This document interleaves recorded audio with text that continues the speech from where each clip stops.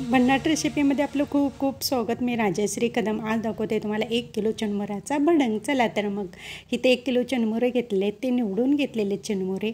आणि आता शेंगदाणे तळून घेऊ. फोडणीसुद्धा तुम्ही घालू शकता, पण फोडणीत घातल्यानंतर काय होतं, एक तर कच्चे राहतात, नाहीतर जळतात शेंगदाणे, म्हणून सेपरेट भाजायचं.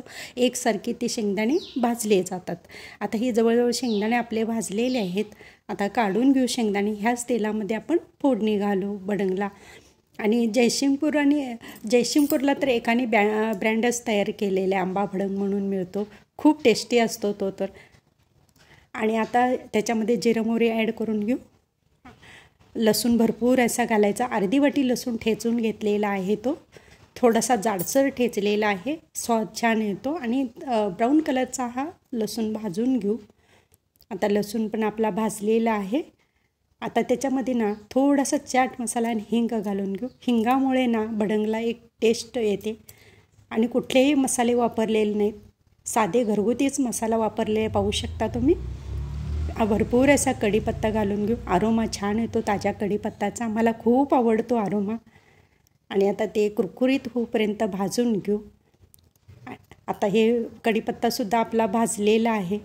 आता त्याच्यामध्ये ना 1 चमचा मोठा हळद घालून घेऊ. हळदीसाठी सांगली आमची फेमसच आहे, तुम्हाला माहीतच आहे. आणि आता हळद पण घालून घेऊ.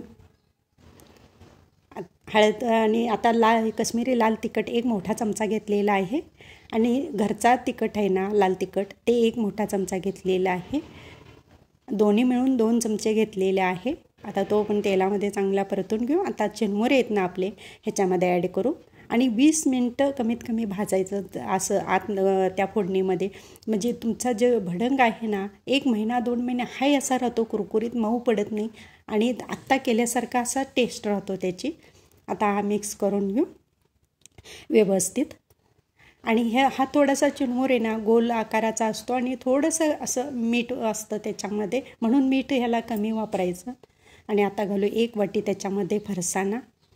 हवं तर तुम्ही डाळसुद्धा वापरू शकता त्याच्यामध्ये. आणि तळलेले शेंगदाणे ॲड करून घेऊ. परत एकदा हा मिक्स करून घेऊ. आणि एक 10 ते 15 मिनटं आणखीन भाजून घेऊ हा भडंग, म्हणजे छान कुरकुरीत होतो. आणि आता चवीनुसार मीठ घालून घेऊ त्याच्यामध्ये. आणि मिक्स करून घेऊ हा. आता गरमागरम आपला भडंग तयार आहे. आणि माझी रेसिपी व पदार्थ आवडल्या चॅनलला सबस्क्राईब करा, बेल आयकॉन दाबा, लाईक करा, इतरांना शेअर करण्यास विसरू नका, तसेच कमेंट करण्यास विसरू नका. आपल्यासाठी अशीच नवनवीन पदार्थांनी तोपर्यंत धन्यवाद.